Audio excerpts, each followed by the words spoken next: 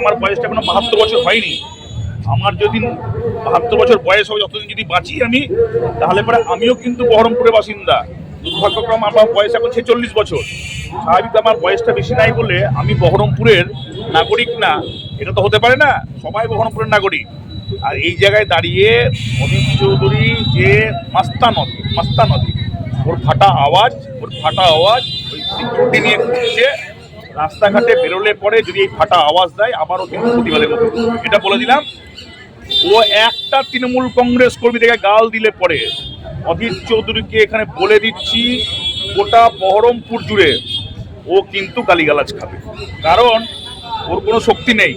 ওর ৭২ বছর বয়স, আমাদের প্রত্যেকটা ছেলের বয়স হচ্ছে 18 থেকে 50-এর মধ্যে। ওর মতন বুড়াথুরাকে আমাদের হচ্ছে ধাক্কা দিতে 5 মিনিট টাইম লাগবে না। ও যে সিকিউরিটি নিয়ে মাস্তানি করছে, ওকে বলছি ও প্রচার করুক, মাস্তানিটা বাদ দিক। মাস্তানি যদি করতে হয় ওকে, ওর মাস্তানি কোন জায়গায় করবে বলুক এখানে। ওর সিকিউরিটি নিয়েছে নারগোপাল মুখার্জি, ওর যত কংগ্রেস বহরমপুরের কর্মী আছে ও বলুক, সব নিয়ে এসে গোটা জেলার লোক নিয়ে এসে বলুক এখানে। নারগোপাল মুখার্জি বহরমপুরের একটা বুথ থেকে অধীর চৌধুরীর কাছা খুলে দেবে বলে দিলাম এখানে, যদি হচ্ছে মাস্তানি করে। আর ভদ্রলোক প্রচার করুক, ভদ্রলোক কথা বলুক, ওকে কেউ বিরোধিতা করতে যাবে না।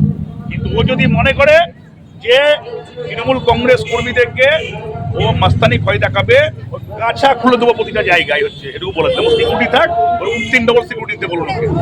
ওই মোদির কাছ থেকে হাত পা ধরে 3 ডবল সিকিউরিটিতে বলুন, কাছা খুলে দেবো বলে দিলাম এটা। বলছি দাদা, বলছি অধীর চৌধুরী বলছে